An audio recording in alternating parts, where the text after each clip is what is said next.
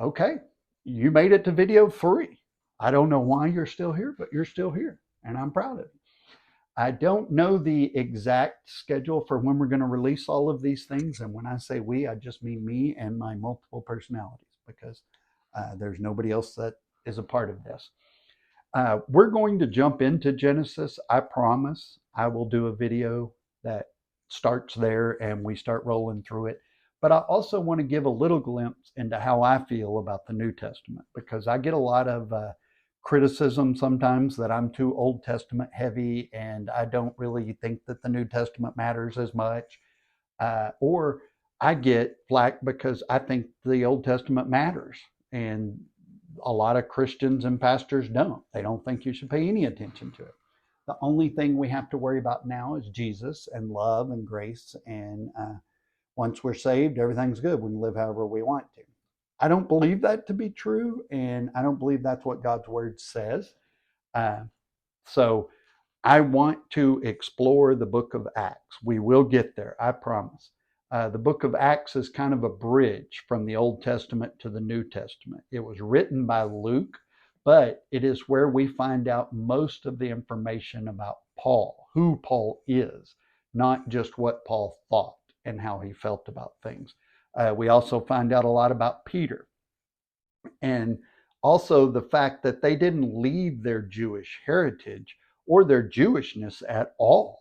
For them, the Messiah, Yeshua, Jesus, was the answer to all the Old Testament prophets, everything that it was pointing to.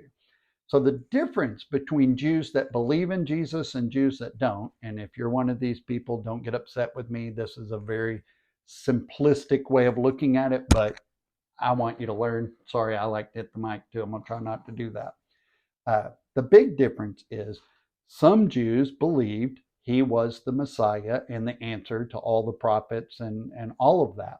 Some Jews believe he was just one of many that came along and claimed that. So that's basically the divide. Now, there are many, many, many more divides. It's not that simple, but that's kind of how we get there.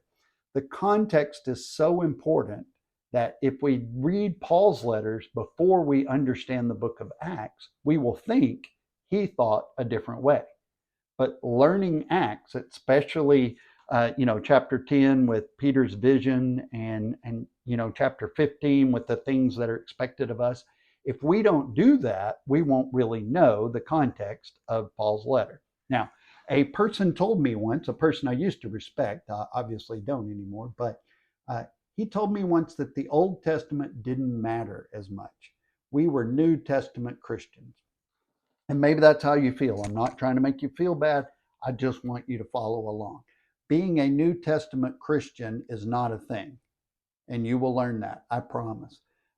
Because you need the Old Testament in order to get to the New Testament. The Old Testament is the foundation of the Bible. Uh, the New Testament is basically, and I'm oversimplifying, but it's commentary on who the Messiah is. Everything in the Old Testament pointed towards this. And the New Testament answers that question, tells us who the Messiah actually is.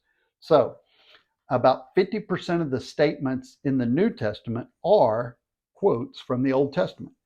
Jesus says this in John 5:46 and 47. If you believed Moses, you would believe me, for he wrote of me.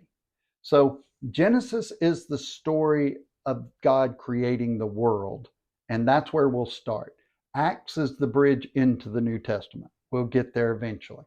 If you're still sticking around 4 and some odd minutes or seconds later, God bless you.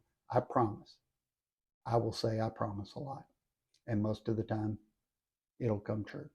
God bless. We'll talk to you soon.